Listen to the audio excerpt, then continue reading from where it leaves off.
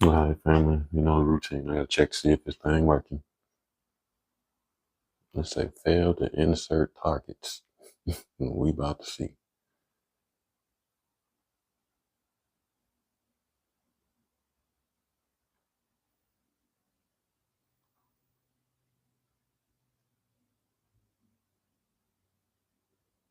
Um, nope, that ain't live. Let's see YouTube.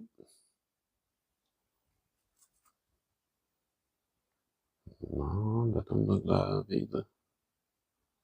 Oh, let's say I'm live on YouTube, but not Facebook. Let's see.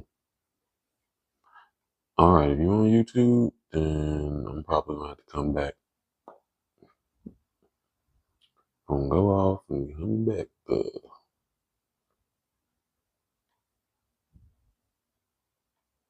Barely feeling the extra weight. Let me check Facebook one more time. I won't know. I know y'all be hearing all that wild noise in the background. It's crazy. All right, I'm about to go off and come back. It didn't work on Facebook, so in a second, people. Oh shit! It's saying I ain't live. What the hell?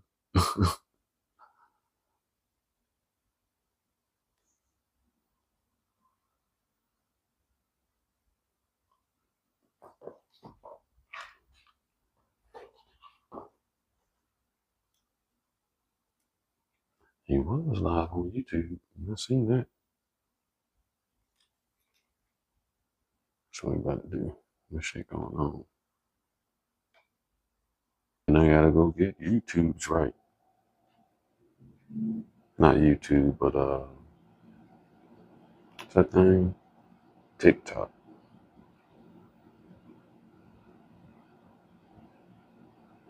All right, we live on Facebook. We check YouTube for them. What's messed up? We gotta check YouTube real quick. Then we're gonna turn on TikTok. And then we're gonna enjoy our lives. All right. Well, let's say we good on YouTube. We're on Facebook. I don't never check Twitch, which I don't know if that's a good or a bad thing.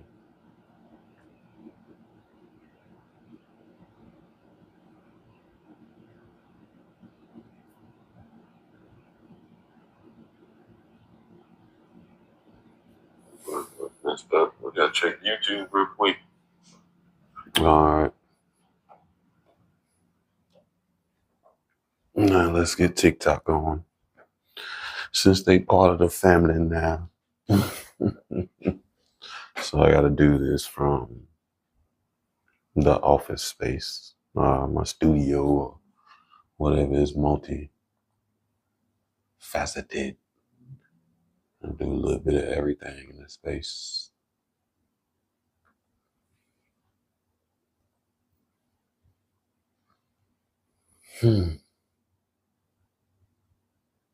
Chatting interview.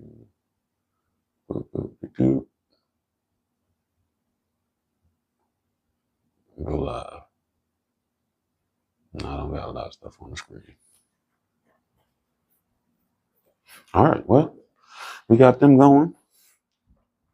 I hope everybody's been having a good week. It's been busy for me. I've been putting a couple of tools in my tool bag, learning this thing called process consultation, which has been very beneficial for me because one of my personal goals for this year has been, I don't know, what did I do with it?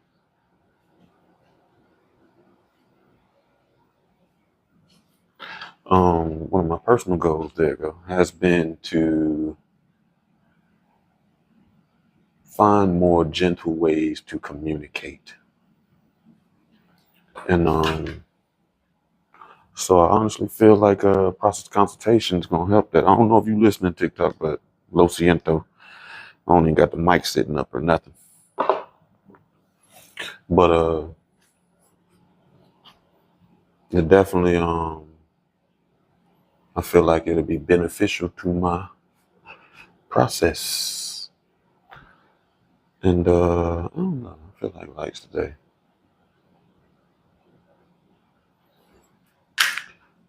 As far as finding another way to communicate more gently. You know what I mean? I've been in a leadership position so long, I'm just used to telling people what to do.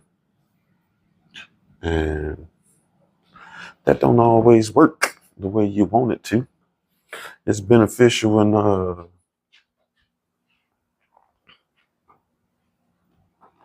work life, but it ain't always so transferable of a skill. You feel me?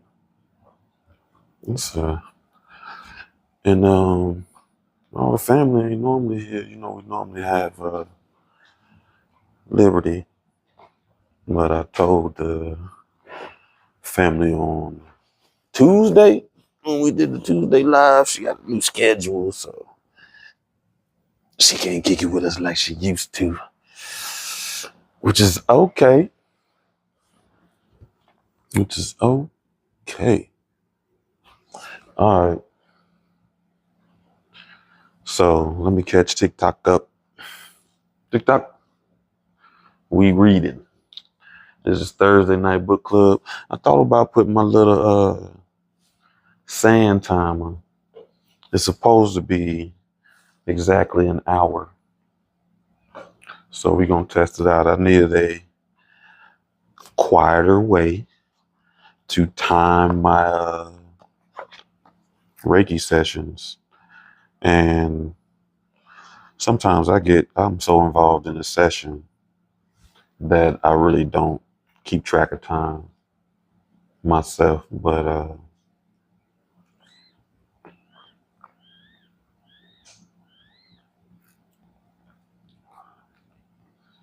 having a visual aid helps tremendously. So we're going to test that thing out tonight. We are on chapter 8, Josiah.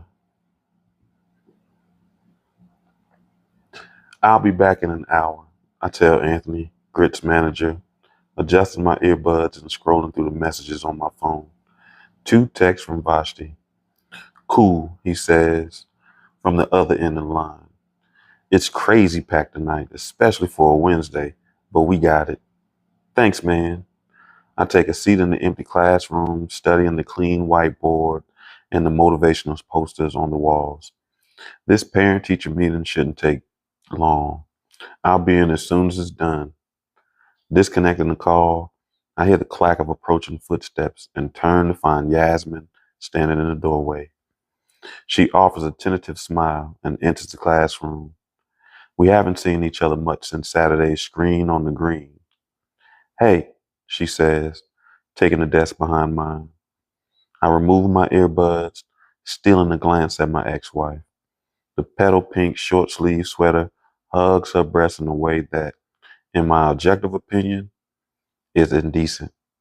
Yasmin's never been a skinny woman, and with each pregnancy, her shape only got fuller, lusher, bigger breasts, more ass, thicker thighs, but she always manages to keep it tight and toned, just more of everything. And I've always been the beneficiary, but now I watch other men follow her with their eyes, knowing if she gave even a sign that she was interested, they'd be after her. Until now, she never gives signs, at least as far as I know. How will I feel when she does? Maybe she'll choose Mark. Of course, I didn't miss him spitting game to my ex-wife at Screen on the Green. Hell, every time he comes to the restaurant, if she's there, he makes a beeline for her. Eyes always on her ass. When we were married, if a man had looked at Yasmin the way Mark does, I would have punched that motherfucker in the face. But she's not my wife anymore. So he can look at her any way he wants. None of my business. I slowly unclenched, the fist resting against my knees and unclamped my teeth. Habit. just to happen to feel like pulling his balls through his nose for the way he looks at Yasmin. Kids okay? I asked, training my gaze above her neck since everything below is so dangerous. Yeah, they're eating dinner with Clint, and then they'll go over to the house for homework. Clint will keep an eye on them. She places her oversized bag on the floor and crosses her legs. Things okay at Grit? Yeah, Anthony has everything under control. He was a great hire. You were the one who wanted to bring him on. She smiles but shakes her head. I was just happy you asked me to meet him before you hired him. I've never hired anyone without you signing off, I remind her with a frown. True, but we both know I wasn't around, so I appreciated being involved. Well, we made a good call with him. I checked my watch and grimaced. I told him I'd be in as soon as this is over, so I hope it doesn't last long. What do you think about this? Miss Halstead's email was kind of vague. I would like to discuss a few things regarding Kasim's project progress. What does that even mean? It can't be anything bad. It's Kasim. It's not Kasim's behavior I'm worried about. He's the only black boy in this class. They better not trip. I'm as vigilant as you, but don't go into this being sensitive. Remember how you maybe overreact to the comment that Miss Thatcher made about Deja last year? That woman called her articulate. That's the most microaggressive bullshit. Like, oh, Yasmin's face transmorphifies into an uncannily accurate imitation of Miss Thatcher's pinched expression. I'm so surprised this little black girl can string together two whole sentences using the Queen's English. She's so articulate. Apparently, Yasmin's pink sweater is covering Kevlar vest, and she's fully armed black mama mode. Yas, we're gonna play it cool, right? Not jump to any conclusions.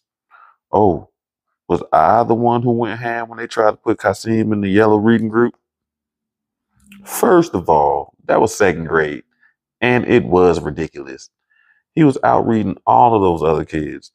Her smug smile snatches the rest of my sentence, and I have to grin back. All right, you made your point, Sister Soldier. I was glad to hear it, Brother Malcolm. We stared at each other for a second before breaking the silence with a chuckle. With so much fighting leading up to our divorce and so much tension following, I forgot we'd make a great team. Miss Halstead, a woman with a pale, freckled skin, curly brown hair, and hazel eyes, enters and speeds across the room. Sorry to keep you waiting. No problem, Yasmin mutters with a smile that curves too perfectly while giving me her she better act right look from the corner of her eye. Miss Halstead turns the desk around until it's facing us. She pushes up the sleeves of her cream-colored cardigan and leans her elbows on the desk. It's good to see you both again, she says, her smile friendly and warm. I mentioned at orientation that I heard great things about Kasim, and he has more than lived up to all the compliments previous teachers paid him. That's awesome, Yasmin said, her shoulders lowering almost imperceivably, and her smile turning more natural. Terrific, I say dryly. So you wanted us to come just to celebrate how incredible Kasim is doing? Yasmin subtly kicks me in the ankle, which I ignore. Or was there concern? I continue. Miss Halstead shifts in the desk, crossing her ankles and clearing her throat. Kasim is one of our brightest students. So bright, in fact, I think the work may not challenge him sufficiently. If I'm being honest, he could grow bored. There is so obviously a but coming that Yasmin and I share a quick, knowing glance, and I brace myself for it. And Miss Halstead goes on, choosing a different conjunction. I would like to discuss acceleration options. Acceleration? Yasmin asks. You mean like skipping the grade? That's one route. Miss Halstead answers and nods, but he would be in need of some emotional and social development before we could consider skipping a grade. Clarify. I say my tone sharper than intended, please. Sixth grade is a very formative year for kids. The leap from sixth to seventh grade is huge socially and developmentally. To go from fifth to seventh, well, I have no doubt Kasim would excel academically, but we'd have to do some work this year to prepare him. What kind of work? Yasmin asked. What's prompting this? Because I feel like there's something specific you want to discuss. We like straight talk, Miss Hall said. We've heard all the good stuff. What are your concerns? Because I can hear that you have them. Yasmin always gets to the point, especially when it comes to our kids. One of my favorite things about her, even in depression, seemed to push her to the lowest point. She never lost her fierce protectiveness for Kasim and Day. Miss Halsey stands and walks to the front of the classroom, retrieving a folder from her desk. Taking a deep breath, she sits down and flips open the folder. Here at Harrington, we're committed to making sure students are not only academically excelling, but also emotionally intelligent, she said. Students in tune with their feelings perform better, feel better about themselves and the world. I stop and eye roll just in time, fixing my face into a neutral mask that it doesn't give away how yogi Gen Z that all sounds. Go on, Yasmin says, her eyes alert. She would be into considering all the time she spends with her therapist. Hey, no knock. It seems to have helped her when nothing else did. More power, but I don't need that, and I certainly don't think Kasim does. With that in mind, we have had the students keep a journal of sorts, Ms. Halsey says, record their feelings. We also use it as a check to make sure they're not struggling. Kasim has written about his fears, and I think it exposes some issues maybe he hasn't dealt with. Meaning, Yasmin demands the world sharpened to a fine point. Miss Halstead runs her index finger along the edge of the folder. For example, we asked the class to journal about their greatest fear. And I asked, what did he say? First, I want you to remind you that the students know we read their entries, she says. So we are not violating their trust or privacy. Got it. Yasmin says, practically sucking her teeth with impatience. What did he say? He said his greatest fear that the whole family will die. Miss Halstead drags her solemn gaze to Yasmin's, from my face to Yasmin's, the way his aunt and brother died. I believe those two losses occurred close together. Aunt Bird passed away first, Yasmin says, her voice subdued, her eyes now trained on the hands in her lap. And my hour, she falters, licks her lips, and tangles her fingers into a fist. Henry, our son, was stillborn a few weeks later. I say, keeping my word steady, I'm sorry for your losses. Miss Halstead says, sincerity shining in her eyes. It makes sense that he would have fears about losing loved ones. He also mentioned losing you, specifically, Mr. Wade. That I would die, I asked. That you would leave, Miss Halstead answered. He seems to have a good deal of insecurity around the family structure based on these entries. We divorced about a year and a half after Aunt Bird and Henry passed. Yasmin says it's like a confession, keeping her lashes lowered. Did he ever speak with a professional? Miss Halstead asked. A counselor or therapist when that all happened? He and he and our daughter spoke with a grief counselor here at the school a few times. Yasmin bites her lips. They probably should have continued. I was so at the time we didn't see the need to keep on. I cut in. Are you saying you think we should now? Based on what we've seen in these entries, Miss Halstead offers, her tone firm yet attentive. It might be a good idea if you talk to someone again, especially if we'd like to consider him for acceleration next year. If he's not emotionally or socially at a place where it seems wise to skip, then we could then we can build in subject-specific accelerations at his grade level. But either way, you think he should see a therapist, Yasmin presses? Have either of you ever seen one? Miss Hawset looks from one of us to the other. I have. Yasmin clears her throat. I do. Kasim knows I talked to someone. Both of our children know. And you, Mr. Wade? The teacher asked, turning querying eyes my way. I sense more than see Yasmin stiffen beside me.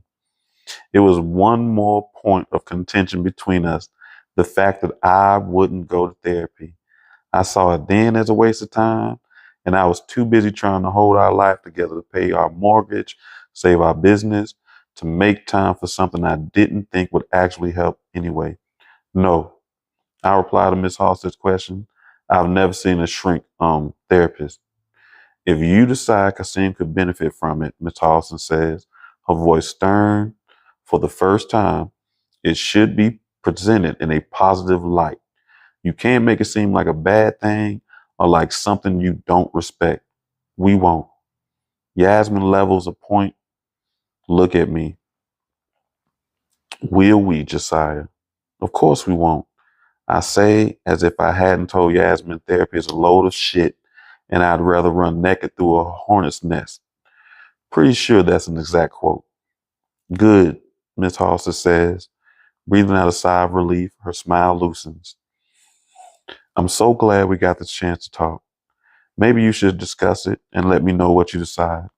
As you know, we have school counselors available here, or you can see a private child psychologist. And what about the acceleration, I asked?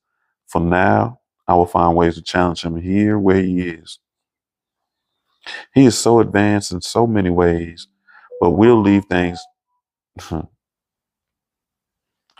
We'll leave things. I see you, Liberty. I appreciate you. What, you on break or something?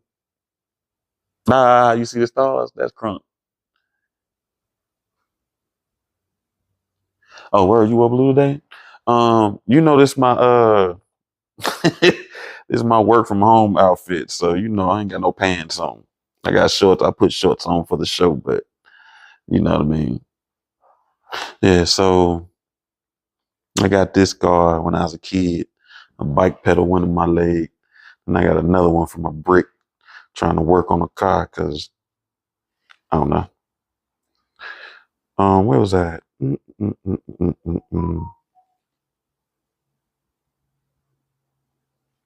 Appreciate the follow, TikTok. I get the notifications. I can't see your comments though, but I see. I appreciate the follow. We do Thursday night book clubs and Tuesday nights we talk about healing.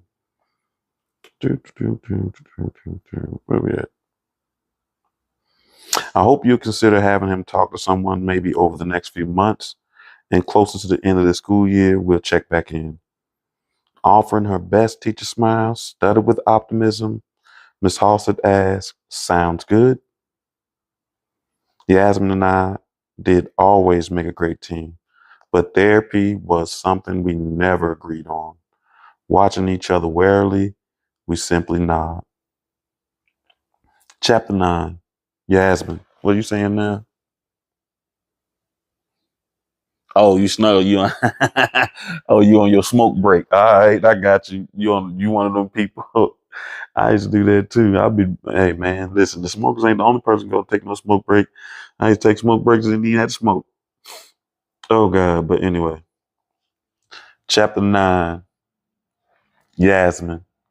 Pizza's here, Deja yells from downstairs. It's paid for day, I shout back. Just get it and you guys can eat. I shimmy to get the jeans down over my ass. Yoga 3 times a week and this booty ain't budging. I cross my bedroom to walk in the closet, dropping the jeans in the hamper. My closet is huge, as big as the bedroom in our first shoebox apartment. My closet like that too. It ain't that huge, but you definitely put a twin bed in there. My bags and shoes and slotted coveys take up most of one wall of the closet. Dresses, slacks, blouses, rompers hang loosely coordinated by color on another wall. Wearing just panties and a t-shirt, I sit on the round, tough, sage-colored ottoman positioned in the corner of the space, eyeing the empty slots and shelves that used to hold Josiah's possessions. For a long time, I left his side completely empty. It felt wrong somehow to replace his things with mine when we designed this closet together, leaving plenty of room for his massive sneaker collection. I stare at all the empty slots, and I haven't been able to fill yet. I never loved shoes as much as Josiah does, but only a small section of what was formerly his side remains vacant. Piece by piece, I'm filling in the gaps with new clothes, with my new life. Standing, I walk over to his side, opening the bottom drawer. It's empty, save a pair of powder blue Air Jordans. I can't find my OG UNCs, Josiah said a few weeks after he moved out. Fresh resentment still marking our every exchange. You seen them? No. I lied, but I'll keep a lookout. Why am I holding on to this pair of shoes? I slipped them on, my feet swallowed by the size 13s. You know what they say about men with big feet. Woo, child, did desire live up to it? A shiver slides down my spine, and that restless ache creeps between my legs, bringing breathlessly with it. Bringing breathlessness with it. My eyes wander to the king-size bed where before everything went wrong, we did it so right. Stop. I tell the empty closet and the horny girl. Depending on the day and the website, the shoes would sell around $1,500, and I know Josiah never wore them more than once or twice. Remembering his excitement when he found them, I caressed a tiny orange tag he said proved their authenticity. The leather remains uncreased, and that new smell still clings to them. I glance up, startled by the image reflected in the framed mirror at the end of the closet. A half-naked woman with round hips and wild hair and bruised eyes, wearing shoes of a man she sent away. Portrait of a fool. I know that's right. The text message chime from the bedroom drags me out of my own thoughts. I rush from the closet to grab my phone off the bed, half stumbling, losing one of the big shoes along the way. Josiah, hey, be there in about 10 minutes. Did you tell him we want to talk, or is it a total ambush? Me, total ambush. Thought it would be better just to dive in when you got here, or order pizza to put him in a great mood. Josiah, save me a slice. Me, anchovies?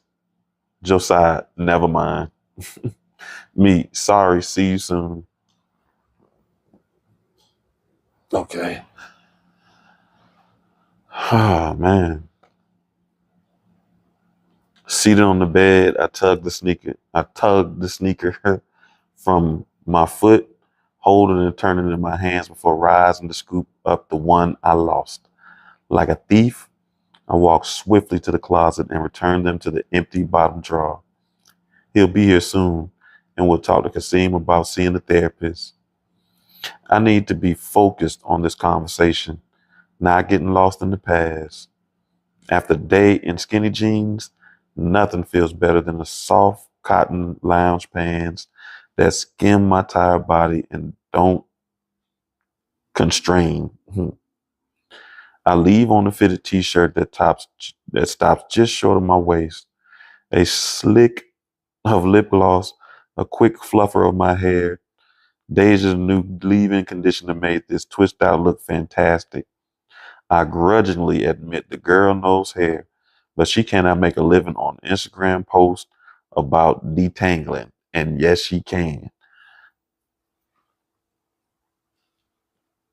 I'm glad we definitely talked about um, outdated frame of thoughts or outdated parasitic thoughts that attach to us, and half of them are outdated.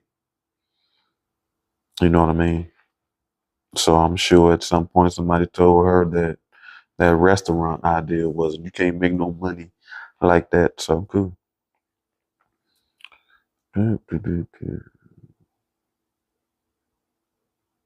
One child at a time.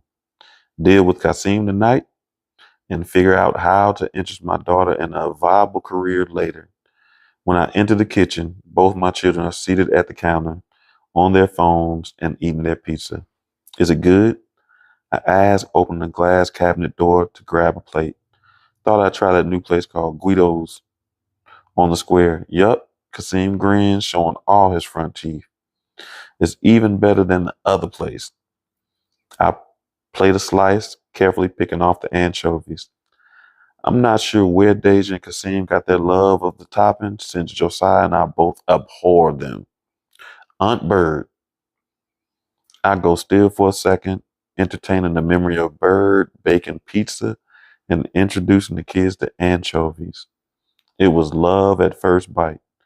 From a moment, the pain of missing her is almost too much. When you lose someone that close, the enormity, the finality of it, sometimes hits you full force when you least expect it, when you are least prepared, and your heartbeat stutters and your knees nearly buckle, just like when you first heard they were gone. When you lose someone like Bird, you never banish the grief completely. I've learned to tame grief so it doesn't run wild and ruin my life. It's in these unguarded moments that the pain hisses and growls, a rabid beast with its face pressed against the bars. But I hope, mm, but I hope, but I hold the wimp and chair. I keep the lock and key. Your dad's on his way over, I tell them, not looking up from my plate. Peripherally, I see them both stop chewing and exchange a glance. Josiah's here all the time, but it's always for a reason. He's picking them up and taking them out. He's dropping them off. He's helping with homework. For me to announce Josiah's coming over tips my hand. Why? Deja asks, her eyes narrowing on my face. Just to talk. I open the refrigerator and grab a LaCroix. Like family meeting? Deja Precious? Precious. Before I can answer, the doorbell rings. Definitely saved by the bell. Deja jumps up and leaves the kitchen to answer. Is everything okay? Kasim asks, tearing the crust of his pizza. Yes, fine. I lean across the counter to kiss his forehead. Just talking, baby. Otis bounds into the kitchen to nuzzle my leg. Hey, friend. I smile down and rub his head, silently then thanking Bird again for leaving him with us. Despite my best efforts not to, I do worry about Josiah sometimes. The night Otis made it painstakingly clear he wanted to live with my ex, as irrational as it sounds, I was glad. Not because the dog wouldn't be here as much, but he would be with Josiah. Small comfort, I know, but there it is. Otis lumbers over to the bed we've always kept in the corner for him and lies down, seemingly content.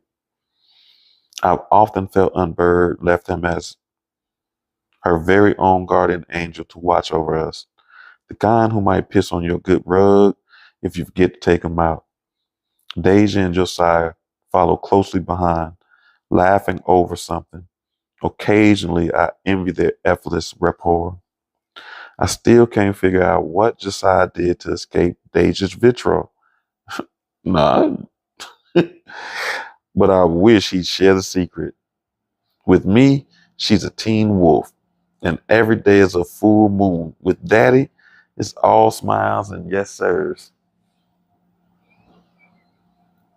I'm always shocked. Well, maybe she will later on, how she's not tying any of the children's issues.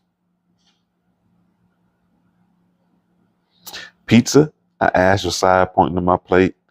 I picked the anchovies off. Nah, I have food from the restaurant. I eat when I get home. He sits on one of the high stools and looks at me meaningfully. A solid, so what's the plan? In the brows he lifts.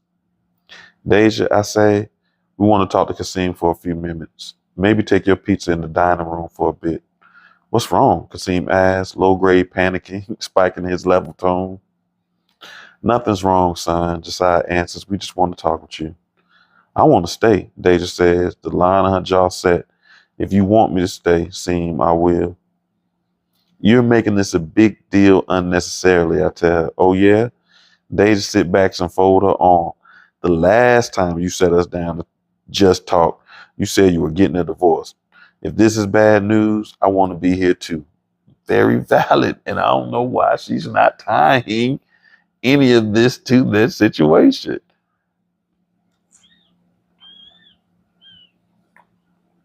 If the last time y'all had a family meeting was the divorce, they supposed to be panicking. Deja's word transport me back. Man, that's why time travel is real. You can go back to a moment and everything feels like it just happened. So, yeah.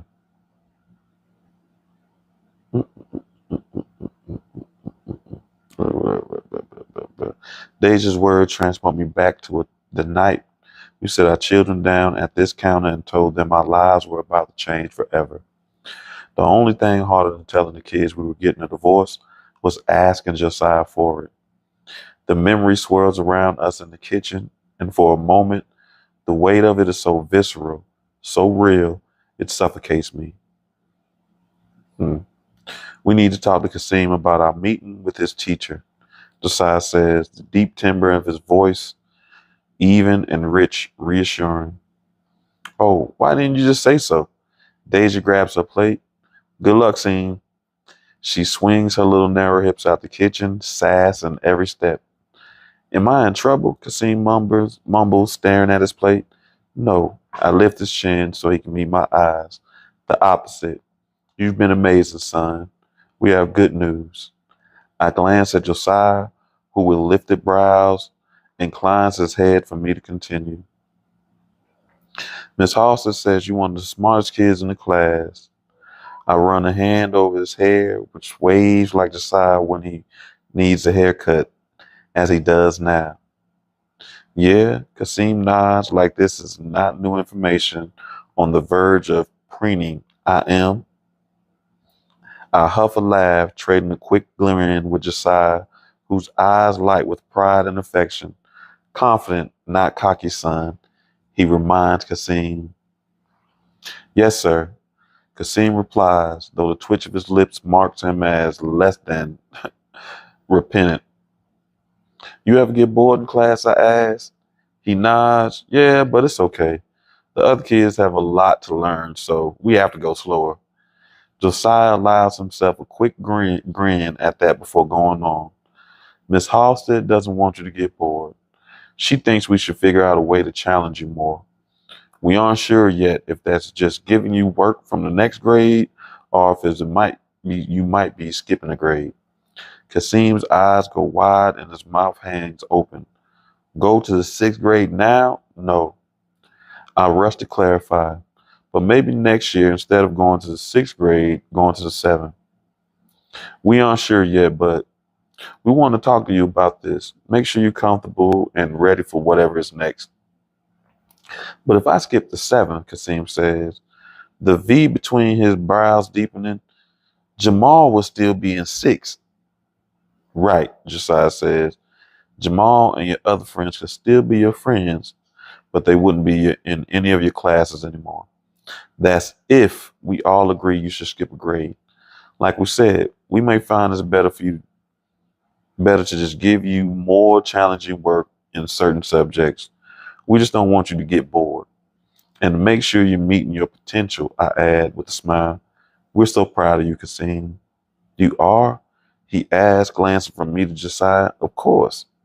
Josiah clasps the back of Kasim's neck and squeezes. You know we are. He nods, but a smile teases the corner of his mouth, and he dips his head, hiding his expression. When we met Miss Halsted, I began shooting a searching look into Josiah's way. He nodded for me to go on. She said if you decide to skip a grade, we need to make sure you're ready, not just academically, but in every way. What does that mean? Kasim asked. A lot of kids are smart enough to skip grade, Josiah says, but they end up having a hard time making new friends or adjusting. Miss Halsted suggests maybe you should talk to someone about what well. He looks at me and realizes he doesn't know how to describe therapy in a way that Kasim would understand. Seem, I say, leaning forward and looking directly into his eyes. You know how I told you Deja and Mommy needed to talk to someone? Your therapist? Kasim asked, eyes widening. You said you were sick and sad. It sounds so stark and simple put that way, but it was true. There are days it still is. May always be days like that, and I may be in and out of therapy for the rest of my life. Yes, that's true. I hope my smile is natural and reassuring, but it's also just good to have someone you can talk to about stuff that's confusing or hard to understand. Like robotics, Kasim ventures, because they're a new level of no. Josiah cuts in, chuckling, not robotics, though that always confuses me. More personal stuff like Aunt Bird passing and Henry. I draw a sharp breath through my nose at the sound of my son's name on Josiah's lip. He's rarely spoken it. I used to resent him for that, for not saying Henry's name, for not being the sobbing, snotty mess I was for months, for holding it so damn together. He ain't had no option. They both couldn't fall to pieces. You know what I mean? Then who gonna take care of the kids that are there? Resentment is a funny thing. And I'm always amazed at how resentment forms when people are doing seemingly the right thing. Now I know we deal with things in different ways. Though there are many things Josiah has not dealt with at all, I'm not his therapist. Hell, I'm not even his wife anymore. Kasim's expressions shudder, and it breaks my heart a little seeing that face, usually so open, even at this age, trying to hide. I had to talk to someone about how much it hurt, I tell him, when we lost them both. That's why you stayed in bed all the time and stopped combing your hair and stuff, right? Kasim asked. Hot pebbles crowd my throat. I feel Josiah's eyes on my face, but I can't bring myself to meet his stare, not sure whether I find contempt or compassion. That's exactly right, I tell Kasim, forcing a laugh. I kind of fell apart for a little bit there, but talking to someone helped. I'm not sick or sad, Kasim says. I'm not falling apart. Exactly. That's why you shouldn't explain it like that. The statement spoke in complete innocence and void of any malice lances through me for a moment. No, I was the only one who fell apart. Those familiar demons of shame and guilt pull up a seat at the counter, running cool fingers through my hair and hissing lies in my ears. We all need help sometimes, Josiah said to Kasim, but looks at me. The contempt I feared in his eyes would hold isn't there. I'm not sure what is, but Josiah is hard to read in the best of times. You need help, Daddy? Kasim sounds surprised and his brows shoot up. Do you talk to a therapist? Oh, this should be good. I don't rescue him. I can't. Josiah has been so adamant in the past that he doesn't need to shrink. I'm not sure how to help. If I'm being honest, I don't want to. I've never talked to no one, no, Josiah says, meeting Kasim's intense stares. But I'll do it if you will.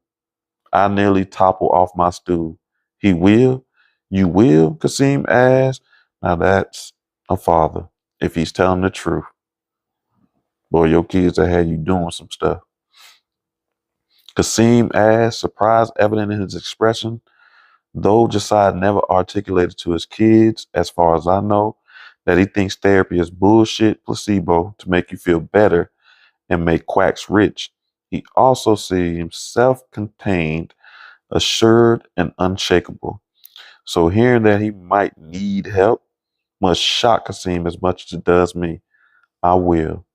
Josiah says it smoothly, but his jaw ticks, which tells me Kasim's needing him to do this is another form of duress. He'd do anything for our kids, though. I know that. He said he'd do anything for me. But therapy was some invisible line and sinking sand of our life together. And he never talked to anyone. And here we are. You talk to someone, and I will too, Josiah says, extending his hand to Kasim. Deal? Kasim's face lights up, and he grabs his father's much larger hand. Deal. Oh, where we at? All right. I don't know. Maybe. Chapter 10, Josiah. What the hell just happened? Did I agree to talk to a damn therapist? I don't buy into the idea that just talking to someone about your feelings makes anything better. Depends on what your description of better is. It may make us feel better about our shit like we're taking steps, but it doesn't actually change anything. Yeah, you're supposed to take the steps. I know Yasmin thinks it's helped her, but she was also on antidepressants, drugs. Sure, those can help. Meds are measurable. They're real. The talking shit, hello, Deja says from the doorway separating the kitchen and dining room. Can I get another slice of pizza if you guys are finished talking about how brilliant and perfect Seam is? She flashes a quick grin at her brother, softening the sharp words, and muses his hair on her way to the pizza box on the counter. They may tease one another mercilessly in our classic big sister little brother, but they would do anything for each other. They drew closer when the seams of our family started ripping. Yeah, I think we're done, I say, looking at Yasmin and silently asking for confirmation. Yeah. She glances at Kasim's, whose expression is serene as he grabs another slice of pizza. I think we have a plan.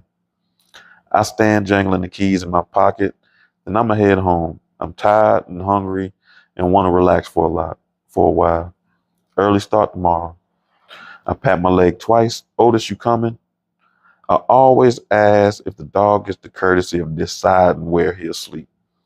He could bounce between houses like the kids do, but he always stays with me. He stands and walks towards the foyer, head tilted to an imperial angle. Conceited bastard. After a bath, he practically struts at the dog park. I'll walk you out, Yasmin says, standing from the stool and following Otis. I let her walk a little ahead of me. Those damn pants she's wearing, the material must have been hand sewn by the devil and shipped from hell, the way it hugs her ass and hips. The t-shirt crops just above her waist, gifting glimpses of her stomach, smooth and brown and toned. Beneath the top, her breasts hang ripe and overfull. When we were married, she'd walk around the house with no bra to torture me. I never missed the opportunity to drag her into the pantry, onto the corner, tug up her shirt, bare her breast, and suck her nipples. It was our own kind of foreplay. There were times if the kids were upstairs or out the house when I would take her on the kitchen counter, spread her wide open, and eat her out. Not a good thing at all. There's no way I can fool myself that this erection has anything to do with my actual girlfriend who has sent me 2 texts hinting that she'd like to spend the night. Nope. This is all Yasmin, damn it. I subtly shifted my pants, hoping to rush down the steps into the car before she notices. Hey, she grabs my arm when I move to walk past her on the porch. Can we talk? With a quick glance at her hand on my arm, I nod tersely and sit in the swing. Maybe if I stay seated and the porch light is off, she won't notice the pole standing in my pants. The motion sensor light turns on. Great.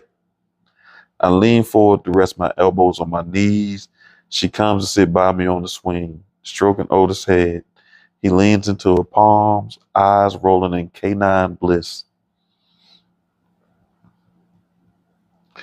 That went better than expected. She pulls one leg under the other.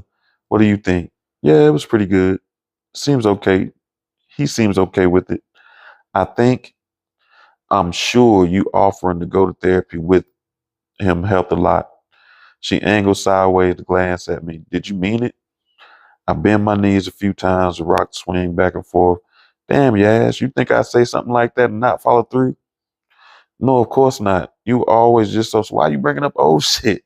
Why don't you talk about the positive? Like, I'm glad that you go do this for them. You were always so adamant about not seeing the therapist when we were together when well, before. So I was so surprised you offered. Am I excited about it? No. Do I think I'll do anything for me? Hell no. But if it might help Kasim adjust, I'll go. I see. She blinks, her pretty lips should have been a little more patient. She blinks, her pretty lips shaped in a wry curve. So therapy might help children or weak-minded people like me, but couldn't possibly be of any benefit to someone as strong as you. He didn't say any of those words. That is such a trigger on me. You know that's not what I'm saying. Don't twist my words. I don't have to. She stands abruptly, the coolness in her eyes not enough to disguise the hurt. Do you want recommendations? If so, I can get referrals from Dr. Abrams, or are you just going to go through the motions to satisfy Kasim? Both. I know saying it out loud would only ratchet up the tension coiling between us, so I blank my expression before I answer. That'd be great. I'll let Miss Hawson know we're moving forward, she says, turning to grab the knob on the front door. Yes, hey, I stand this time. I'm the one who takes her on. I really didn't mean to imply I'm too good for therapy or that you're weak. You didn't have to imply anything, sigh. She tugs, freeing her elbow from my grip, looking down. You obviously see our son's emotional well-being as something worth fighting for. Jesus Christ. Worth going to therapy for. I think it's awesome. Except it sounds like she may as well said, "Mm, I think you're an asshole. So we're good?" I ask, even though the tightness in the air, the tightness of her expressions tells me we're not. She holds my stare over her shoulder, one hand on the door. And I'm not sure if it's disgust or disappointment that darkens her eyes, but it makes me feel slimy. Yeah, she opens the door. We're good. That was interesting. I don't know. I think that's saying time an hour. No, we'll see. Yeah, no. I think it might be a little bit more. Chapter 11, Yasmin.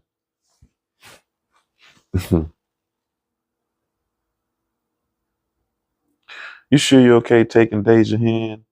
I remove the bottles of Gatorade from the plastic rings and load them into a cooler packed with ice. We drove all over the city yesterday and couldn't find this hair she wants anywhere. Oh, I already know this place off Candler Road has it. Seated at my kitchen counter, Hendrik sips a coffee. Several of my clients get their hair there on the low. When you see it on TV, you never know it comes from a shop in the back of a grocery store. I pause, a bottle in each hand to stare at her. The shop is in the grocery store. One of the one stops you only find in the cut. Get your milk aids, get your nails did, get your taxes done, hawk a watch, grab a 4 5 pack of hair before you go. She clasped the long ponytail hanging over her shoulder, lifting it and letting it fall. It's over.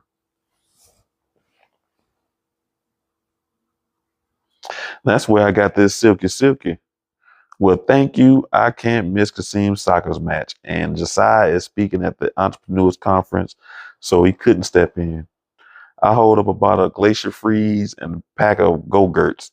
Forgot I'm snack mom today, so I'm scrambling to get it all together.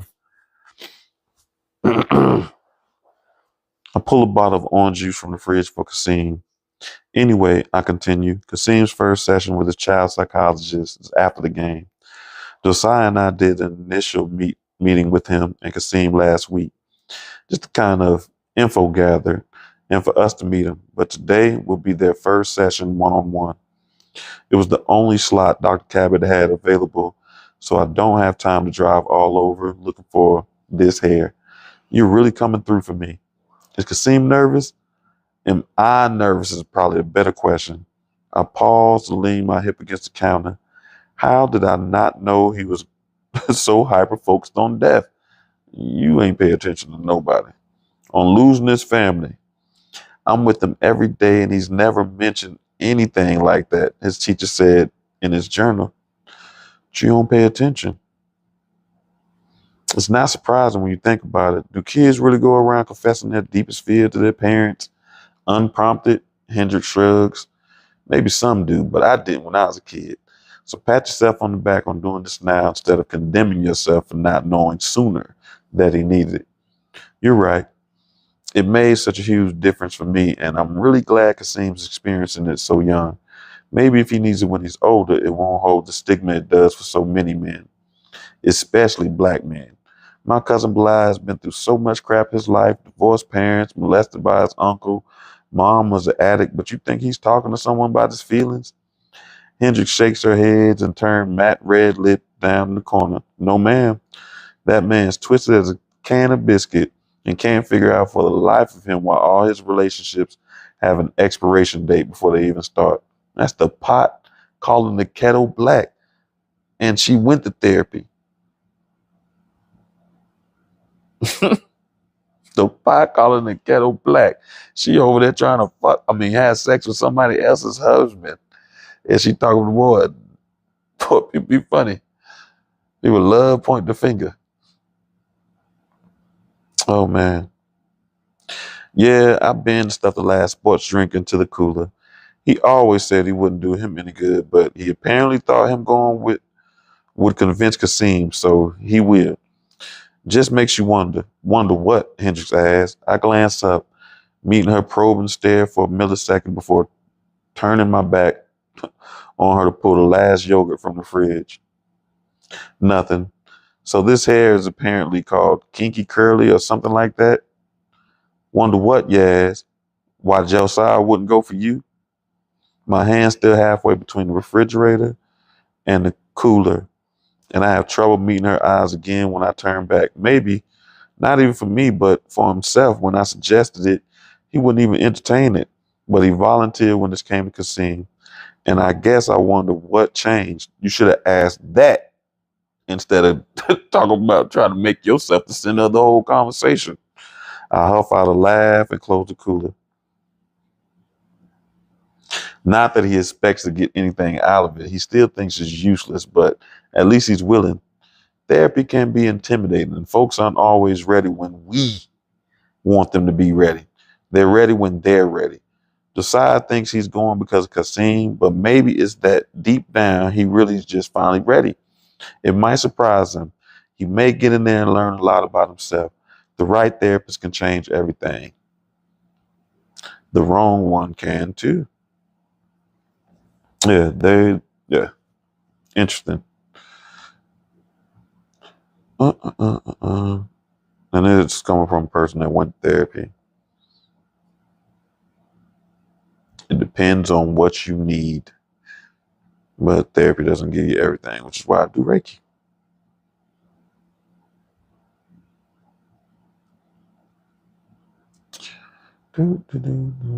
Yeah, and the wrong one sometimes changes nothing. Now, I know that's facts. I rolled my eyes. Thank God I finally found Dr. Abrams. Footsteps charging down the stairs, cut the conversation off, and I'm kind of relieved. I don't want to think about Josiah finally going to therapy and how that could have impacted what happened with us, much less talk about it. No, it wouldn't have.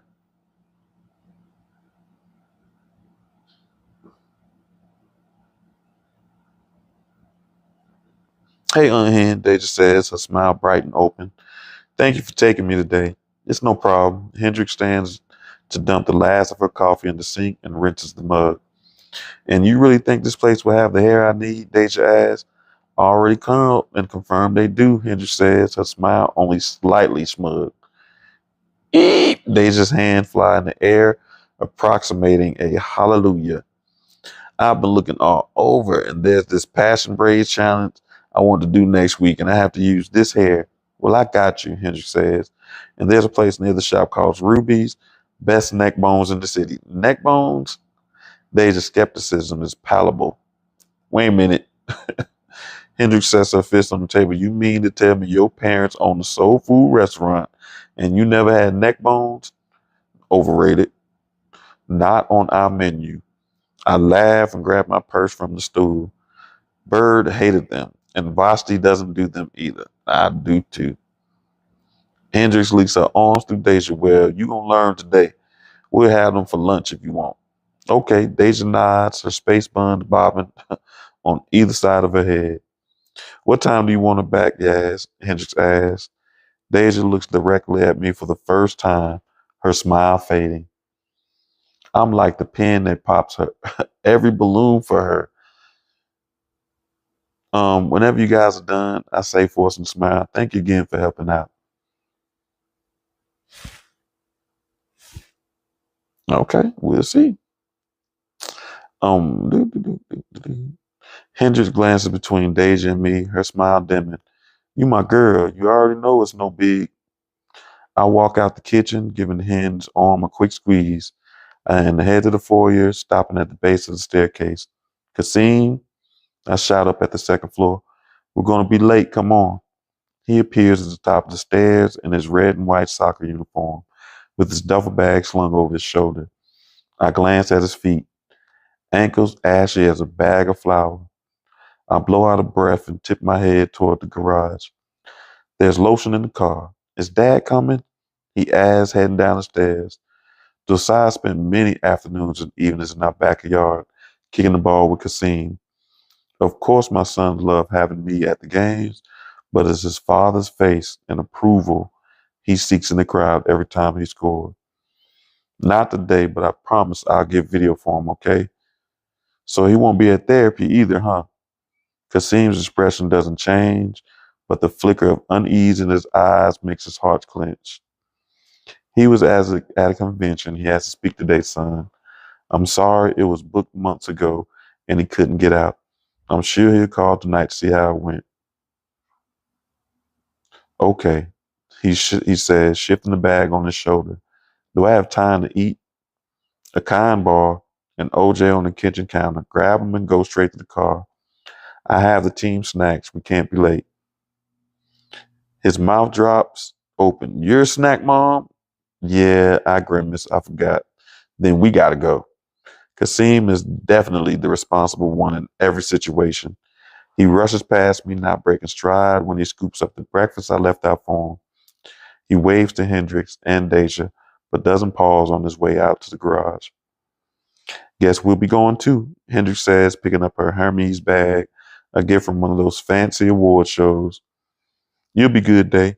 I grab the handle of the cooler and start towards the door. Oh yeah, we're not finishing this tonight. Doop, doop, doop, doop, doop. Now I'll finish this page. And we'll wrap it up. Yes, Mom, the usual exasperation colors her voice, but it can't disguise the undercurrent of excitement. She's been talking about this hair challenge thing for a week, and as much as I disagree that social media hair guru is a wise career choice, I don't want her disappointed. I give Hendrix a quick kiss on the cheek. I owe you one. We got an open tab, she says, kissing my cheek in return. You know that. She and Deja follow me into the garage and then continue down the driveway to where Hendrix' Mercedes G-Class is parked on the street. By the time I back out the garage door, lowered, they're gone. We arrive at the field just in time. The team is circled up and the coach is starting with his pep talk. I place the cooler at the end of the bench and set my folding chair with the other parents on the sidelines. By the end of the second half, the action picks up and Kasim is running the ball down the field. Go scene. I stand, aiming my phone just in time to record him scoring the winning goal. All the parents high five while the kids shake hands with the other team. Mom, did you see me score? Kasim asked, grinning between gulps of Gatorade, sweat beating down his brows and dapping in his jersey. I did. I hold up my phone and I got it all right here. We can show Dad. I'll send it to him in a little bit. I checked the time on my phone, but we need to go if we can make it to Dr. Cabot's office on time. The excitement drained from Kasim's face, replaced by something close to dread. I regret bringing it up. Oh yeah, he mumbles. I almost forgot therapy. Therapy sounded like a firing squad when he says it. I grab the cooler and wheel it to the car. Still unusually subdued, considering his victory, Kasim carries his double bag and takes the back seat. I don't ask him why or pressure him to sit up front like he usually does. If anyone understands their first time session jitters, it's me. When we pull up to Dr. Cabot's office, I park and turn in to look at Kasim. All right. Okay, so I think my thing is a little bit longer than an hour, but I appreciate y'all this week. We're about to wrap some things up. I'm about to see what TikTok was doing before I close things. This is an interesting story. I would definitely say that. But I'm going to need her to be better at making connections. And some of the issues are blaringly obvious. But I got to remember, too, that's my that's my gift. That when I took that Strength Finders, it told me is the ability to see the what's broken and how to correct it. I know I got a star. It must have been on Facebook. In stream. All right. I didn't even realize I had it all on my face like that. Okay.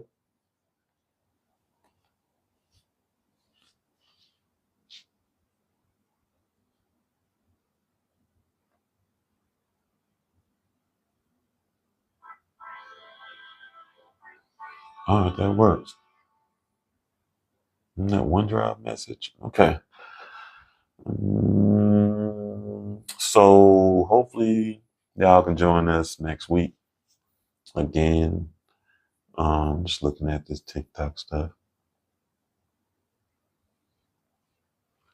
So, which is crazy. They don't let me, one, I can't connect it to my Streamlabs yet. And for some reason, probably because I don't got 1,000 followers on TikTok, they won't let me stream mobile. So that sucks even more. So I have to use that desktop app, which is very similar to stuff I use, but not as, I don't have as many options. But I thank you for your time. Hope you're enjoying the reading. See you Tuesday for, live energy readings and more, or see you next Thursday for book club. Appreciate your support as always. Till next time, soul family. Peace.